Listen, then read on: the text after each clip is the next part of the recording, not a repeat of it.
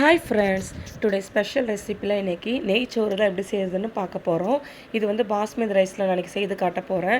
Video skip பண்ணாமல் கடைசி வரைக்கும் பாருங்கள், உங்களுக்கு ரொம்ப யூஸ்ஃபுல்லாக இருக்கும். அப்படியே லைக் பண்ணிவிட்டு சேனலையும் சப்ஸ்கிரைப் பண்ணிவிட்டு போயிடுங்க ஃப்ரெண்ட்ஸ். ஓகே, வாங்க வீடியோக்குள்ளே போகலாமா? தேவையான பொருட்கள் எல்லாமே ஆல்ரெடி எடுத்து வச்சுருக்கேன். இந்த மாதிரி நான் முன்னாடியே ப்ரிப்பரேஷன் நம்ம பண்ணி வச்சிட்டோம்னா நமக்கு ரொம்ப ஈஸியாக இருக்கும் குக் பண்ணுறதுக்கு. ஓகே, இப்போ நம்ம ஒவ்வொன்றா பார்த்துடலாம்.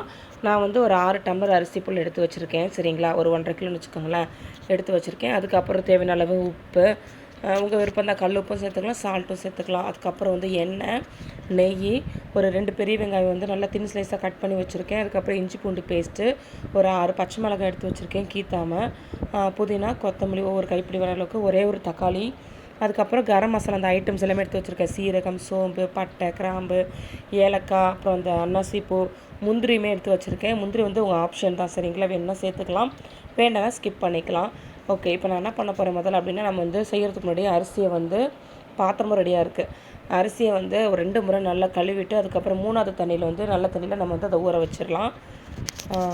ஊற வச்சதுக்கப்புறமா நம்ம கழுவக்கூடாது, இப்போவே கழுவி நம்ம ஊற வச்சிடணும். ஓகே, நல்லா அகலமான வெயிட்டான பாத்திரம் சூடானதுமே அதில் வந்து நெய், எண்ணெய் நான் ஆட் பண்ணிக்கிறேன். நெய் வந்து உங்கள் இஷ்டம் தான். ஃபுல் அண்ட் ஃபுல் நம்ம நெய்யிலே பண்ணிட்டோம் அப்படின்னா ரொம்ப தேக்கட்டும், அதனால் கொஞ்சம் எண்ணெயை சேர்த்துக்கிறேன். ஓகே, இதுக்கப்புறம் அது சூடானதுமே நான் என்ன பண்ண போகிறேன், அந்த கரம் மசாலா ஐட்டம்ஸ் இருக்கு இல்லையா, அது முந்திரியோடு சேர்த்து எல்லாத்தையுமே அதில் ஆட் பண்ணிக்கிறேன். ஓகேங்களா, இது வந்து இப்போ நல்லா கொஞ்சம் வெடிச்சதுக்கப்புறமா 2 பெரிய வெங்காயம் வந்து நல்லா தின் ஸ்லைஸாக கட் பண்ணி வச்சுருக்கேன். அதையுமே வந்து நான் இது கூட ஆட் பண்ணிக்கிறேன். சரிங்களா, இதுக்கு வந்து அந்தந்த நிறைய காய்கறி போடணுன்னு அவசியமே கிடையாது.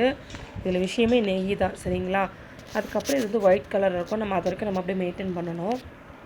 ஓகே, நான் வெங்காயத்தையும் ஆட் பண்ணதுக்கப்புறம் இது வந்து மீடியம் ஃப்ளேமில் தான் நான் பண்ண போகிறேன். அதாவது இந்த வதங்குற பொருள்லாம் வதக்கிற வரைக்குமே நான் மீடியம் ஃப்ளேமில் தான் வச்சு செய்ய போகிறேன். ஓகே, இப்போ பாருங்கள், இந்த அளவுக்கு வெங்காயம் வந்து நமக்கு கொஞ்சம் லைட்டாக கலர் சேஞ்ச் ஆனதும் நம்ம என்ன பண்ண போகிறோம் அப்படின்னா, இதில் வந்து நான் வந்து ஒரு கைப்பிடி போல், ஒரு கைப்பிடி இல்லை, ஒரு 5-6 பச்சை மிளகாய் எடுத்து வச்சுருக்கேன், கட் பண்ணாமல் கீத்தாமல். அதேமாதிரி வந்து இது கூட முழுசாகவே நம்ம சேர்த்துக்கலாம். சரிங்களா, இதில் வந்து நான் வேறு எந்த கார பொருளும் எதுவுமே சேர்க்க போதில்லை, மசாலா ஐட்டம்லாம் இது மட்டும்தான். ஓகே, இந்த பச்சை மிளகாவும் இந்த எண்ணெயிலே கொஞ்சம் நல்லா வதங்குற அளவுக்கு நம்ம வதக்கி விட்டுக்கலாம். இதுக்கப்புறம் நான் என்ன சேர்க்க போகிறேன் அப்படின்னா, கொத்தமல்லி புதினா தான் ஆட் பண்ண போகிறேன். நிறைய ஆட் பண்ண போகிறதில்ல, சும்மா ஒவ்வொரு கைப்பிடி தான் ஆட் பண்ண போகிறேன். இது வந்து ஆப்ஷனல் தான், வேணும்னா நீங்கள் அவாய்ட் பண்ணிடலாம். நேச்சரில் நார்மலாக வந்து இதெல்லாம் சேர்க்க மாட்டாங்க, ஆனால் இதெல்லாம் சேர்த்தா இன்னும் ரொம்ப சூப்பராக இருக்கும், நல்லா வாசம் நல்லா இருக்கும், அதுக்காக தான். ஓகே, இதையுமே நம்ம வந்து இப்போ நல்லா மிக்ஸ் பண்ணி விட்டுட்டு, அந்த புதினாலே நல்லா வதங்கணும் இல்லையா, அந்த அளவுக்கு மிக்ஸ் பண்ணி விட்டுட்டு கொஞ்ச நேரம் வதங்கட்டும். இதுக்கப்புறம் வந்து நான் வந்து இஞ்சி பூண்டு ஆட் பண்ண போகிறேன். இதில் இஞ்சி பூண்டுமே வந்து இதுக்கு ரொம்ப அதிகமாக நம்ம சேர்க்க வேண்டாம். நான் வந்து 6 டம்ளர் அரிசின்றதுனால ஒரு 3 டேபிள் ஸ்பூன் அளவுக்கு இஞ்சி பூண்டு எடுத்திருக்கேன். அதையும் இது கூட சேர்த்து நம்ம நல்லா வந்து பச்சை வாடை போகிற அளவுக்கு வதக்கிக்கலாம். சரிங்களா, ஓகே, இப்போ நல்லா வந்து இதில் மீடியம் ஃப்ளேமில் தான் நடக்குது. ஓகேங்களா, அதை நோட் பண்ணிக்கோங்க.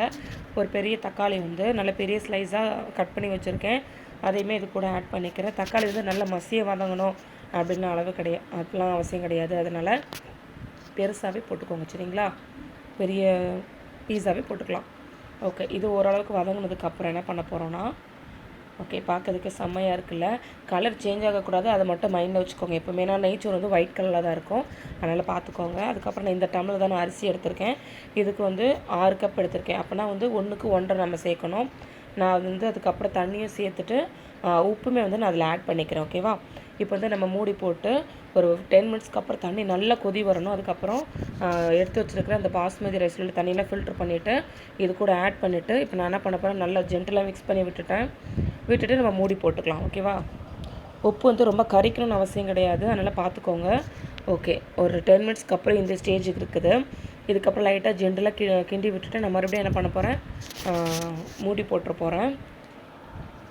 இன்னும் கொஞ்சம் அரிசி மேலே வந்ததுக்கப்புறம் நம்ம உப்பு செக் பண்ணிக்கலாம். உப்பு வந்து கறிக்கணும்னு கிடையாது, பிரியாணிக்கு மட்டும் தான் அந்த மாதிரி செய்யணும். இதுக்கு வந்து நமக்கு நார்மலாக இருந்தாலே போதும். ஓகே, இப்போ நான் வந்து ஒரு 5 மினிட்ஸ்க்கு அப்புறம் மறுபடியும் மூடி வச்சு திறந்து பார்த்தேன். பாருங்கள், அடியில் தண்ணி இருக்குன்னு நான் பார்க்குறேன். தண்ணி வந்து கொஞ்சம் லைட்டாக தான் இருக்குது, அது ஒன்றும் பிரச்சனை கிடையாது, நம்ம தம் போடும்போது அதுவுமே சரியாக போயிடும். ஓகே, இதுக்கப்புறம் என்ன பண்ண போகிறேன், பாருங்கள், இவ்வளோ தண்ணி இருக்குது, நம்ம எல்லாத்தையும் ஈவனாக பண்ணி விட்டுட்டு மேலே உங்களுக்கு நெய் இன்னும் ஊற்றணுன்னா ஊற்றிக்கோங்க. நான் ஆல்ரெடி நெய் நிறைய சேர்த்துட்டேன், அதனால் வேண்டாம்னு சொல்லி விட்டுட்டேன். உங்களுக்கு பிடிக்கும் அப்படின்னா நீங்கள் சேர்த்துக்கலாம். இதுக்கப்புறம் நான் இது மூடி வச்சுட்டு ஒரு ஆவாத நமக்கு தோசைக்கல் இருக்கும் இல்லையா, அதை வந்து ஹை ஃப்ளேமில் அடுப்பில் வச்சுட்டு அதுக்கு மேலே இந்த ரைஸையும் வைக்கணும். ரைஸ் பாத்திரத்தையும் மேலே வந்து ஒரு நல்ல வெயிட்டு வச்சுட்டு இடி உரல் பால் குக்கர்லாம் காற்று வெளியே போகாதளவுக்கு வச்சுட்டேன். ஒரு 5 மினிட்ஸ் ஹை ஃப்ளேம்லேயும் ஒரு 10 மினிட்ஸ் லோ ஃப்ளேமில் இருக்கட்டும். அதுக்கப்புறம் ஒரு 20 மினிட்ஸ் நம்ம அப்படியே விட்டுறணும். அதுக்கப்புறம் திறந்து பார்த்தா பாருங்களேன், இந்த டெக்ஸ்சரில் தான் இருக்குது. நல்லா அரிசிலாம் குச்சி குச்சியாக இருக்கணும்.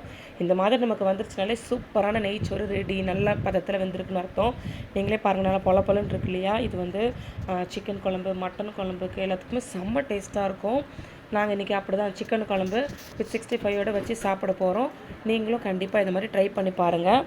ஓகே, வீடியோ பிடிச்சா லைக் பண்ணிடுங்க, சேனலை மறக்காமல் சப்ஸ்கிரைப் பண்ணிவிடுங்க. Okay friends, okay, thanks for வாட்சிங். பாய் ஃப்ரெண்ட்ஸ், இன்னொரு வீடியோவில் நம்ம பார்க்கலாம்.